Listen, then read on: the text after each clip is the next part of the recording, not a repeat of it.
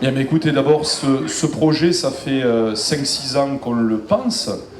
Nous l'avons présenté d'ailleurs aux dernières élections municipales à la population, qui nous a élus. Et donc, comme nous aimons bien respecter nos engagements, nous le mettons en œuvre, tout simplement. Donc ce projet, il a été imaginé, on va dire, d'abord avec une majorité municipale, avec des ingénieurs qui ont réfléchi, voilà, chacun y a pris sa part.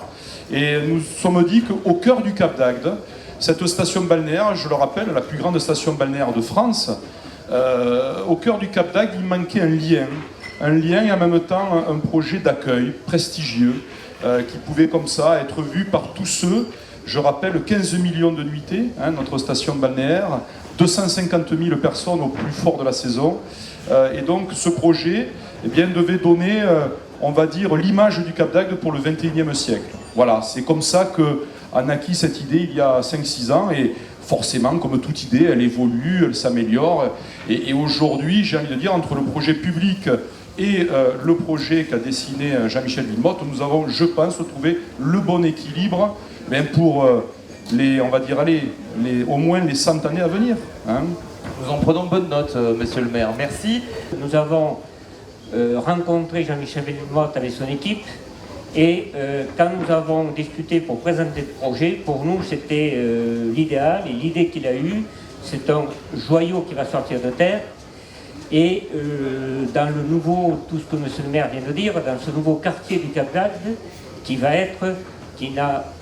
et les logements de standing, avec ce projet de grand standing qui va être proposé à des gens qui pourront avoir des logements de 40-50 mètres carrés jusqu'à 200 mètres carrés s'ils le désirent, avec des terrasses qui vont de 30 mètres carrés jusqu'à 150 mètres carrés, avec des vues, vu qu'à partir du 3e étage, il y aura des vues mer et des vues sur le port. C'est un projet qui est magnifique, de très beau standing, qui est le plus gros projet d'urbanisme et construction sur la côte, sur tout le Languedoc-Roussillon. Si je résume ce projet, c'est un projet urbain, c'est un projet architectural et c'est un projet humain. Projet urbain. Si on regarde cette situation, si vous voulez, le projet va se développer sur ce terrain. En réalité, on a l'impression que ce terrain il était en attente d'un grand projet, et je trouve que monsieur le maire a eu raison de déclencher cette opération, parce que ça va être un projet très fort, qui va être une sorte de lien, si vous voulez, à la fois, si vous voulez, entre les différents quartiers, le mas de la Garrigue, entre le musée, le centre international de tennis, mais surtout, ça va être un projet qui va être en lien direct avec le port. C'est-à-dire, imaginez que de ce projet, de cette nouvelle construction, on va avoir un axe de 300 mètres qui nous conduira directement sur le port. Ça, c'est très important, ça va être une rambla, comme ça va être une promenade qui sera ombragée. Et surtout, ce qui est important, c'est le fait que tout au long de ce projet, on va développer une proposition commerciale. Donc, il y aura de la vie, c'est pas un endroit, on va pas passer au pied d'immeubles comme ça, barricadés, mais on va passer dans des boutiques, dans des cafés, des lieux de convivialité.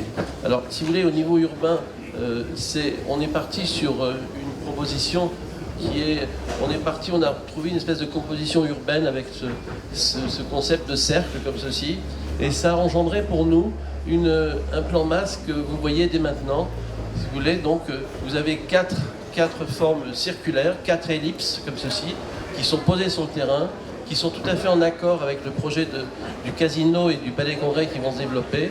Et à partir de cet axe que vous avez ici, jusqu'à l'esplanade de Pierre-Racine, vous avez 300 mètres qui vont devenir un axe très très très fort pour la ville. Ça va devenir une vraie promenade et un nouveau lieu pour les habitants de Agde.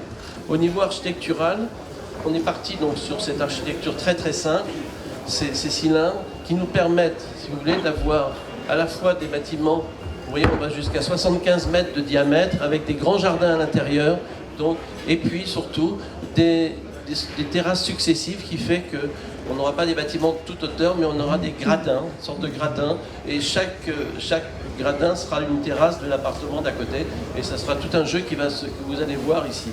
Vous voyez, ici on est dans un exemple où un bâtiment qui est R plus 5 plus terrasse. Ici on a même imaginé des terrasses publiques pour tous les gens de l'immeuble, ils pourront utiliser une terrasse. en dehors des jardins intérieurs. Et comme vous le voyez ici, les appartements, successivement par gradin, vont avoir leur jardin. Vous avez voilà un jardin pour deux appartements. Et puis c'est vu à partir du 3e étage, on aura une vue panoramique sur le golfe du Lion, pardon, donc sur le port.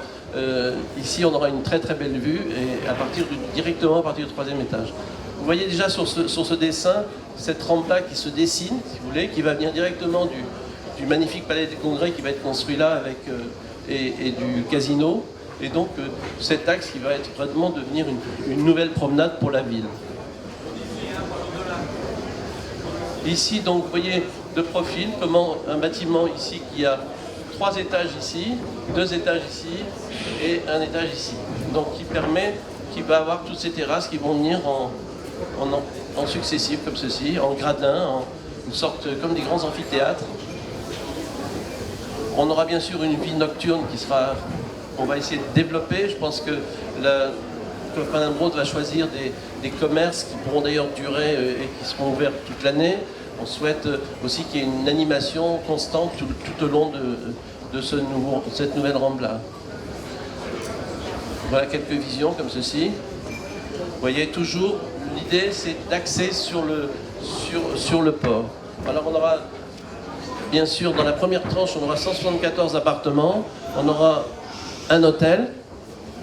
Dans la deuxième partie, on aura aussi encore des logements et on aura une maison pour les personnes âgées qui souhaiteront se mettre dans ce contexte. Ici, vous voyez, c'est un quartier qui doit être vivant jour et nuit, très attractif, beaucoup de végétation. On va reconstruire la végétation qui était auparavant, on va remettre énormément d'arbres, toutes les terrasses plantées. Et je pense qu'on va avoir avec cette architecture un nouveau visage. Ce sera un repère pour la ville, c'est-à-dire que dès que les avions qui vont survoler, qui vont aller à Montpellier, tout de suite on verra, ça c'est Agde, ces 4 cylindres que l'on voit à vue d'avion, ça va être tout de suite très remarquable pour la ville. C'est un programme qui va développer 25 000 m² en totalité, avec du logement, du commerce, une résidence senior service, une résidence de tourisme, qui ne sera pas uniquement une résidence de tourisme, mais aussi une résidence affaires, qui va travailler aussi en partenariat avec le Palais des Congrès, bien évidemment, qui lui fonctionne à l'année et qui a besoin de pouvoir loger ses usagers. Pour ce qui est de la partie logement, environ 210-220 logements sur la totalité des 2 tranches. Toutes les typologies seront représentées, on l'a dit. Dans cette phase de commercialisation où on travaille et on vend sur plan, on va offrir la possibilité à nos clients de pouvoir faire des jumelages, d'offrir des surfaces importantes, de 150 voire 200 m² et répondre aux différents besoins de grandes surfaces qui peuvent exister au Cap d'Agde et qui aujourd'hui n'est pas forcément une offre existante, notamment sur le collectif. On a parlé de l'architecture, des terrasses filantes sous le tour, ça c'est important parce qu'on ne se rend pas bien compte sur les images, mais les terrasses sont profondes et le linéaire des terrasses fait que tous les logements, même les plus petits, auront des terrasses très importantes. On a vu sur les images des très belles terrasses de 140-150 m², mais même les T2, les T3, les T4 auront des surfaces de terrasses qui iront au-delà des 20-25 m² et qui permettront d'apporter du confort aux usagers et aux habitants de l'opération. Pour ce qui est des commerces, effectivement, 3000 m² qui se développent au rez-de-chaussée. Tout le rez-de-chaussée est traité en commerce, donc avec un linéaire de vitrine important, qui accompagne, qui doivent venir animer le mail, mais aussi la place du casino et du Palais des Congrès. C'est un enjeu majeur. On va situer au cœur de station un nouveau centre qui doit être dynamique, donc on va amener des nouvelles enseignes pour un commerce qui doit vivre à l'année. On a une grande modularité dans nos surfaces. On sait répondre à toutes les demandes. Aujourd'hui, on travaille sur des plateaux nus, donc on est capable de faire un découpage qui correspondra parfaitement aux demandes des différentes enseignes qui viendront s'installer.